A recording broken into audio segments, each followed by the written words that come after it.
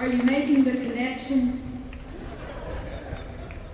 Seriously, the reason that what Reverend Dr. Spillman just said, the reason that's so important is because so many in our LGBTQ community are living in poverty because of discrimination against them. It's all connected, and we have to name that connection. You've heard several of the reverends already speak to that commandment, to love God and to love our neighbors. But you know what the question was that came out of that commandment? Hold Joe. Not yet. Don't move anybody yet. Yeah, okay. Just hold your mind. That's all right. You know what the question was that came out of that commandment? You do. Who's my neighbor? Who's my neighbor? Be patient with me here for a moment. Pastorally, I want to walk us down the road together. The road that, in part, has led us here.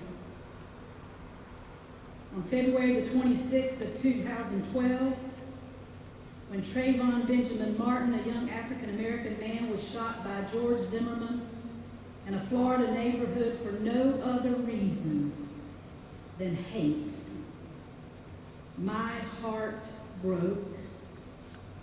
And the people of Sanford, Florida became my neighbors and my community unlike ever before. In December of that same year, 2012, just before Christmas, on my daughter's birthday, December 14th, Adam Lanza walked into an elementary school and shot and killed 20 children between the ages of 6 and 7, as well as 6 adult staff members, for no other reason than hate. My heart broke that day. And the people of Sandy Hook, Connecticut became my neighbors and my community unlike ever before. When Michael Brown was shot to death by a white police officer in Ferguson, Missouri in August of 2014, for no other reason than hate, my heart broke again. And the people of Ferguson, Missouri became my neighbors and my community unlike ever before. Last year, when Craig Hitz shot and killed execution-style 3 Muslim students, Dia Barakat, Yusur Abusala, and Raisin Abusala, for no other reason than hate, my heart broke. And the Muslim community became my community unlike ever before.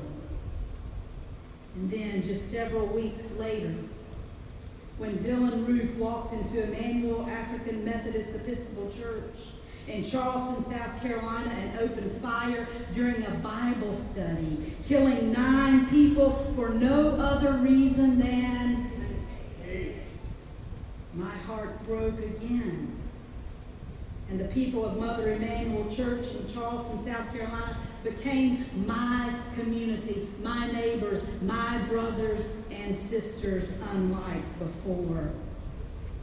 And I could go on and on. So when Omar Mateen entered Pulse nightclub, a gay nightclub in Orlando, Florida, in the early hours of June 12th and killed 49 people like me, for no other reason than hate, self-hate, my heart broke beyond measure. And the community of Pulse nightclub and the larger Orlando community and the larger LGBTQ community became my community and my neighbors unlike ever before. You see, the 49 killed in Orlando were my brothers brothers and sisters. I didn't know their names nor their faces before June 12th. I'd never met a one of them. But that doesn't matter.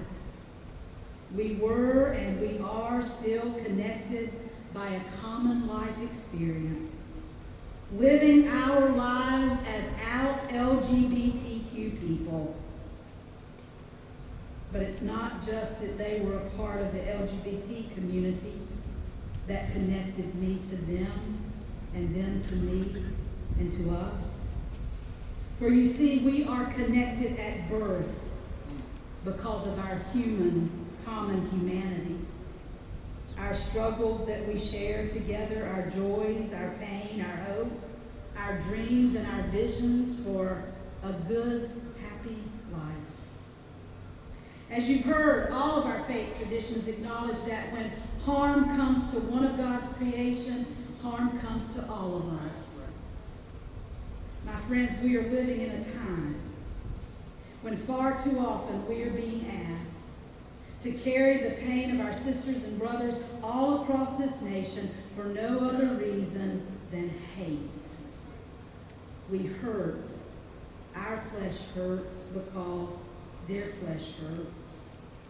We grieve because they grieve. We are one community, connected one to another by the very fact that we were created as one humanity.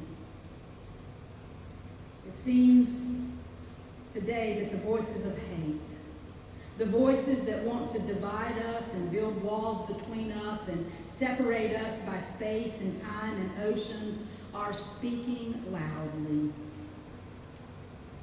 And what we must do, we must remain faithful, committed, diligent, ever present to say no to these voices. No, no more. We won't listen. You don't have the right to say what you say.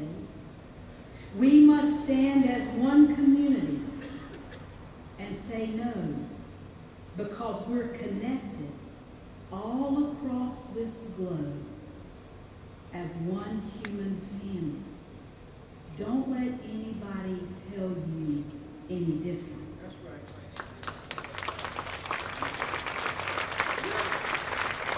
When we join hands, and when we join hearts, and when we stand in solidarity, the transforming love that is in us and beyond us and all around us will carry us through to the hope that we need. So let us stand together.